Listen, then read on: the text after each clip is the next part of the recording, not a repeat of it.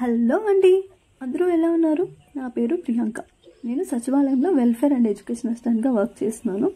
వీడియోలోకి వెళ్ళే ముందు ఒక స్మాల్ రిక్వెస్ట్ ఏంటంటే, ఛానల్ కొత్తగా స్టార్ట్ చేశానండి, కొంచెం సబ్స్క్రైబ్ చేసుకోండి.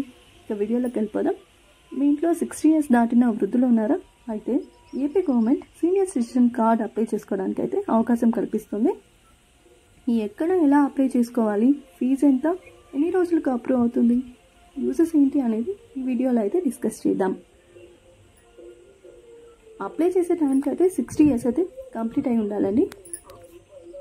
Passport size photo, Aadhaar card, ఆధార్కి లింక్ అయిన ఫోన్ తీసుకొని మీ సచివాలయంలోని డిజిటల్ అసిస్టెంట్ గారిని అయితే కలవాల్సి ఉంటుంది.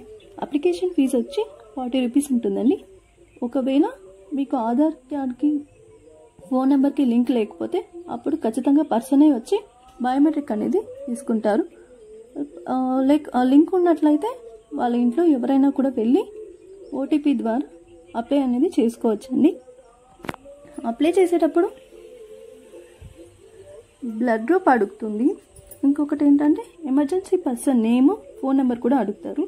ఎందుకంటే ఏదైనా ఎమర్జెన్సీ సిచ్యువేషన్స్లో వాళ్ళ ఇంట్లో వాళ్ళది ఎవరిదైనా రిలేటివ్స్ కానీ లేకపోతే ఇంట్లో వాళ్ళు కానీ emergency person name, phone number కూడా అడుగుతారు. అదే సచివాలయంలోనే చేసుకోవాలా లేకపోతే వేరే సచివాలయంలో కూడా చేసుకోవచ్చు అంటే ఎస్ అండి, వేరే సచివాలయంలో కూడా మీరు అప్లై అనేది చేసుకోవచ్చు. 7 working daysలో అనేది అప్రూవ్ అయితే అవుతుందండి. మీరు ఎక్కడైతే అప్లై చేశారో అక్కడికే వెళ్ళి ప్రింట్ అనేది మీరు తీసుకోవచ్చు. ఈ కార్డ్ వల్ల యూసెస్ ఏంటి అనేసి మనం చూసుకున్నట్లయితే, ప్రయాణాల్లో మనం ప్రయాణాలు చేస్తుంటాం కదండి, అందులో రాయితీలు అయితే కల్పిస్తారు. ఇండియన్ రైల్వేస్ వారు రైల్వేస్లో 60 years నిండిన పురుషులకు, 58 years నిండిన మహిళలకు 40% అయితే టికెట్లో రాయితీ అనేది ఇస్తున్నారు. ఏపీఎస్ఆర్టీసీ వాళ్ళు కూడా 25% అనేది రాయితీ అనేది ఇస్తున్నారండి. ఇక హాస్పిటల్స్లో చూసుకున్నట్లయితే ప్రత్యేక క్యూలు ఉంటాయి వీళ్ళ కోసము. అలాగే రాయితీలు కూడా అవకాశం ఉంటుంది.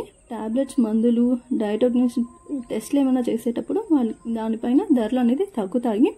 ఇక బ్యాంకింగ్లోకి చూసుకున్నట్లయితే సీనియర్ సిటిజన్లకు ఎఫ్డి, 80 years దాటిన వృద్ధులకైతే 50,000 వరకు ఇన్కమ్ ట్యాక్స్ మినహాయింపు, ఎగ్జామ్షన్ అనేది ఉంటుందండి. నేషనల్ ఓల్డ్ ఏజ్ పెన్షన్ స్కీమ్లో అర్హత అనేది ఉంటుంది. ఇంకా సబ్సిడీస్ ఉంటాయండి. ఇంకా మ్యూజియం, సినిమా హాళ్ళు, పార్కుల్లో వీళ్ళకైతే ప్రత్యేక ఎంట్రీ ఫీజు అనేది రాయితీ అనేది ఉంటుంది. ఇన్ని అడ్వాంటేజెస్ ఉన్నాయి కాబట్టి మీ కుటుంబంలో ఎవరైనా 60 years దాటిన వాళ్ళు ఉన్నా, మీకు తెలిసిన వాళ్ళు ఉంటే ఈ ఇన్ఫర్మేషన్ అనేది షేర్ చేయండి. మీకు ఏమైనా డౌట్స్ ఉన్నా, నాకేమైనా సజెషన్స్ ఇవ్వాలనుకుంటే ప్లీజ్ కామెంట్ అయితే చేయండి. థ్యాంక్ యూ అండి. Thank you for watching.